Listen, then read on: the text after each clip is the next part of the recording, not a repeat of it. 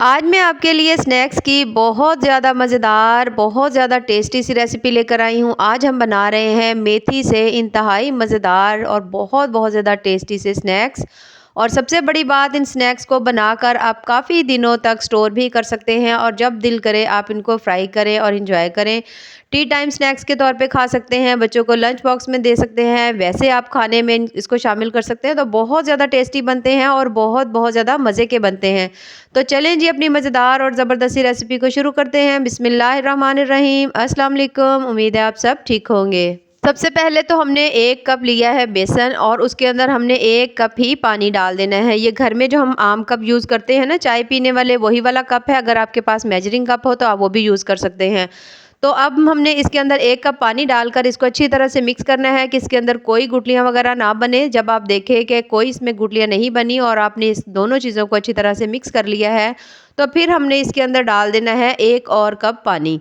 यानी कि 1 कप अगर बेसन था तो इसके अंदर हमने 2 कप पानी जो है ना वो डाल देना है। डालने के बाद अब हमने इसको अच्छी तरह से मिक्स करना है, तसल्ली करनी है कि इसके अंदर कोई गुठलियाँ वगैरह ना रहें और ये पतला सा ज़बरदस्त सा हमारा जो बैटर है ना वो तैयार हो जाए। तो मिक्स करके इसको रख देंगे साइड में। अलग से मैंने ले ली है कढ़ाई, उसके अंदर तकरीबन 3 से 4 चम्मच हमने कुकिंग ऑयल हो या घी हो वो लेंगे और उसके अंदर 2 मीडियम साइज़ की हमने डाल दी हैं प्याज।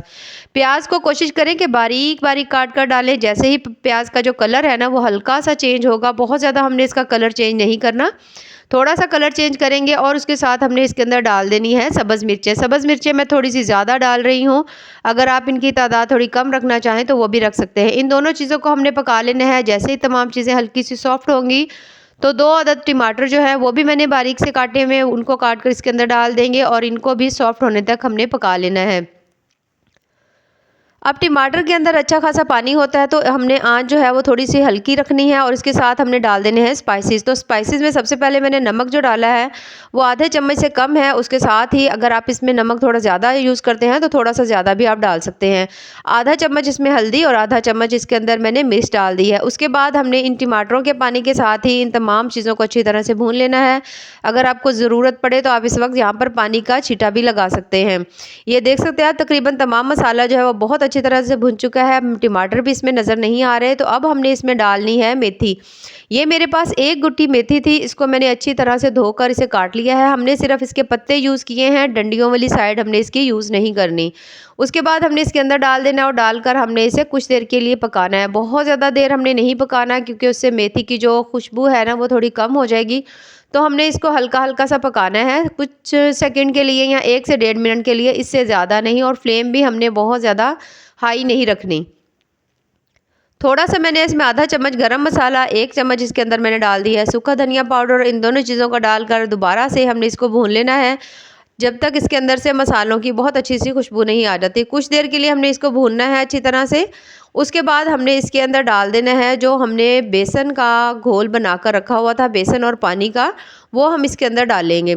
इस वक्त अपने आँच जो है ना वो कोशिश करें कि बिल्कुल स्लो कर दें या हल्की सी कर दें। बहुत ज़्यादा तेज़ फ्लेम आपकी होगी तो फिर ये बैटर जो है ना वो एकदम से इकट्ठा हो जाएगा।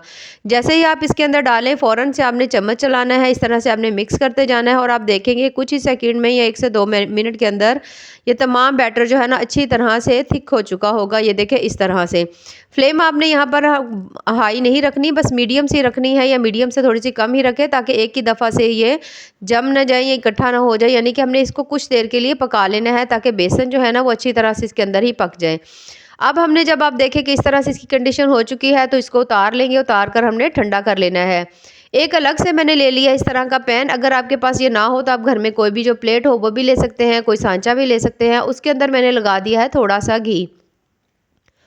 थोड़ा सा घी ज़रूर लगाइएगा, उससे ये होगा कि ये नीचे चिपकेगा नहीं। अब चम्मच की मदद से हल्का-हल्का सा प्रेस करके तमाम कोनों में अच्छी तरह से हमने अपने बैटर को सेट कर देना है इस तरह से।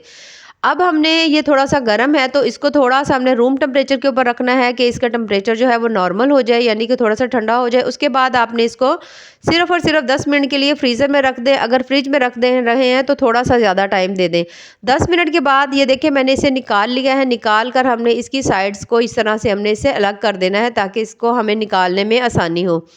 अब हमने साइड्स को अलग करने के बाद इसे उल्टा कर देंगे। हल्का-हल्का सा हमने ऊपर से टैप करना है। यहाँ से टैप-टैप करेंगे तो आप देखेंगे कि ये आराम से इस तरह से बाहर निकल आएगा। कुछ भी नहीं टूटता, बिल्कुल इजीली आराम से बाहर आ जाता है। इस तरह से करके अब आप जिस तरह से चाहें इसकी शेप बना सकते हैं। मैं थोड़े से चौकोर शेप में बना रही हूँ और थोड़े बड़े वाले स्नैक्स बना रही हूँ। आप चाहें तो इसके छोटे-छोटे से भी बना सकते हैं, यानी कि बहुत ज़्यादा मज़े के आपके ये जो स्नैक्स हैं ना बनने वाले हैं। और सबसे बड़ी बात, बहुत ज़्यादा जल्दी से तैयार हो जाते हैं। अब हमने इसकी कटिंग कर ली है, तो अब आप देख सकते हैं कि इन स्नैक्स को अब आप चाहें तो इसको काफ़ी दिनों तक सेव भी कर सकते हैं।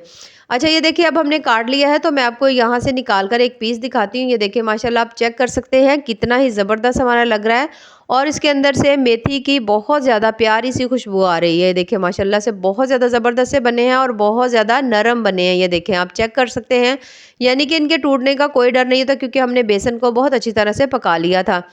अब आप चाहें इन स्नैक्स को फ्रीज़र में रख सकते हैं। जब दिल करे आप इनको निकालें, आप इनको फ्राई करें और एंजॉय करें। तो यहाँ आप इनको फ़ौरन से भी जिस तरह जैसे आपका दिल करे आप इनको फ्राई कर सकते हैं। अच्छा जी, फ्राई करने के लिए सबसे पहले बात तो आप इनको शैलो फ्राई भी कर सकते हैं, डीप फ्राई भी कर सकते हैं। इसको फ्राई करने के लिए कोई अंडे की, कोई किसी मैदे के घोल वगैरह की कोई ज़रूरत नहीं है, बल्कि जैसे आपने इनको काटा था वैसे ही आप इनको ऑयल में डालते जाएँ और इन्हें फ्राई करते जाएँ। फ्राई करते वक़्त जो आँच है ना आपकी, वो थोड़ी-सी आपकी हाई होनी चाहिए। कुछ सेकंड के लिए जब आप इनको डाल लें तो आप इन्हें छोड़ दें। आप खुद देखेंगे कि ये जो स्नैक्स हैं हमारे बड़े आसानी से मूव होने लग जाएँगे। यानी कि इसमें आपको कोई मसला नहीं होगा। जैसे ही आप चेक करें कि एक साइड इसकी कुक हो चुकी है, तो फिर हमने इसकी साइड जो है ना वो चेंज कर लेनी है, ठीक है? दूसरी साइड को भी पका लेंगे और ये देख सकते हैं आप माशाल्लाह से बहुत ज़्यादा क्रिस्पी, क्रंची और टेस्टी से हमारे मेथी के जो स्नैक्स हैं झटपट से तैयार हो चुके हैं, जिन्हें बनाना भी बहुत ज़्यादा ईज़ी है। और थोड़े से हमने इसके ऊपर डाल देना धनिया। कुछ मैंने इसके ऊपर थोड़े से व्हाइट तिल डाल दिए, अगर आपके पास हो तो डाल लें, नहीं है तो आप इसको स्किप भी कर सकते हैं। और ये देख सकते हैं आप माशाल्लाह से बहुत-बहुत ज़्यादा टेस्टी, मज़ेदार से हमारे मेथी के जो स्नैक्स हैं तैयार हो चुके हैं। जो देखने में जितने आपको यकीन करें मज़े के लग रहे हैं ना, खाने में उससे कई गुना ज़्यादा टेस्टी हैं। बाकी दुआओं में याद रखिए। अल्लाह हाफ़िज़।